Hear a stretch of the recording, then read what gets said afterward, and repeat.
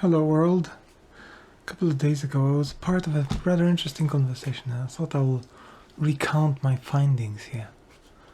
It was about the range of emotions that the brain can exercise, I guess, as a response to external stimuli.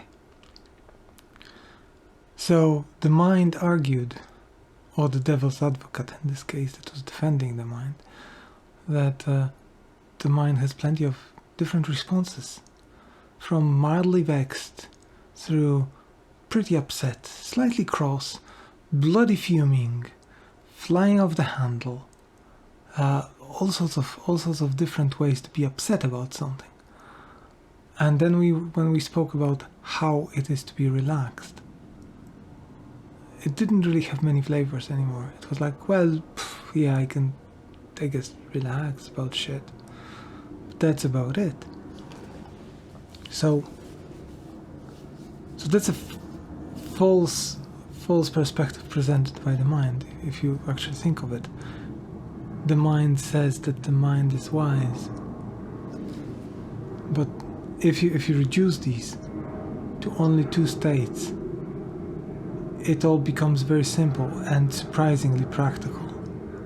So this is stressed. This is relaxed. And there are only two states: stress, relax.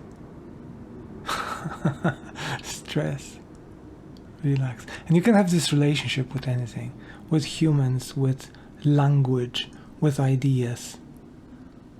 I sometimes am very stressed about somebody saying less where it should be fewer.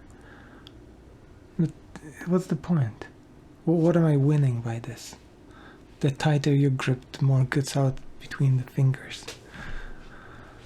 And of course, the mind likes to find different shades of grey in between white and black. That's what it does, right? So it goes like, oh, hang on a minute. I know other dichotomies like love and no, that would be fear and love and anger and joy, and and it goes like that. And so, see, I can paint the whole world like this. That's what it does. It stresses about it. Just be cool. And so, since then, since those couple of days, whenever I want to relax, I can just go like this, and that's an anchored event in my head. My mind knows, oh, wait a minute, there's a trigger for me not to be uptight about something. Alright, let's try it. No, don't get me wrong, stress is important. Breathe in, breathe out. It's important to see both sides of the picture. The tiger is charging, I'm sitting in a tree. And as you think of relationships, if you look at yourself from the outside, when you're stressed, this is not in a very attractive posture. We automatically put an equal sign between this and danger and some sort of threat. Okay, there's something going on, there's something wrong with this guy. Let's stay away and see what happens. It's not like, oh yeah, let's take him out for a couple of drinks and see what happens. No. Let's best stay away. Oh. Repel him with our relaxation. Because relax. So this is good for, I need to get my shit together and make a decision. There is some sort of imminent danger, or danger that will ensue from not making a decision. Of course, it's only in your head. There's nothing that can possibly threaten you. People die all the time, and the universe goes on. It's perfectly fine. But let's just play the game. We paid for it. Let's get our money worth out of the Matrix.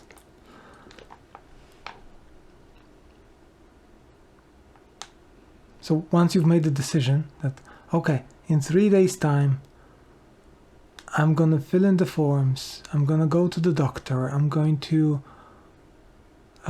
make an appearance in the whatever other threatening form of symbolic violence is bestowed upon me by the society.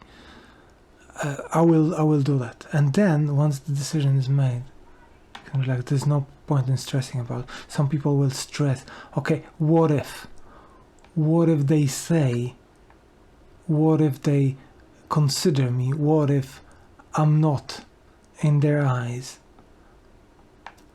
And there's no point in that, because that's speculating, that's building a sandcastle, building a house of cards on a very shaky foundation of speculating about somebody's intent. There's no point. This stress will bring only more stress, because what you're squeezing here is more and more variables, and this equation cannot exist on its own. So stress perpetuates itself, and that's happy. Mind is happy. Okay, yeah, I have plenty to worry about here. So mind is happy to be stressed because it feels important. All right. It's funny how in English you have the word stress that connects with that conveys a very unambiguous meaning, right? You can have stress on the words, syllable stress. You basically, this gesture is stress. You can have stress toys. You do this with stress toys. You put pressure on them. It's a very physical word. Whereas relax, it's like returning to the state of slackness. It's very inviting.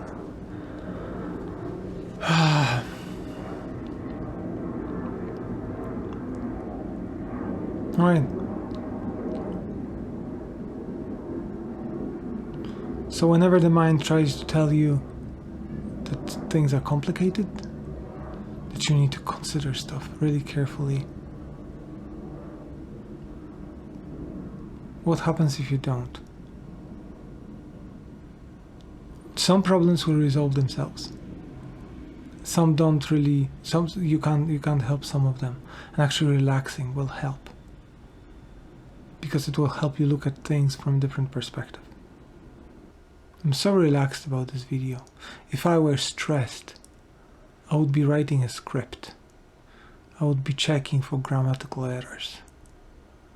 And here I probably dropped like a dozen of articles, and it's fine. Thank you for watching. Take care.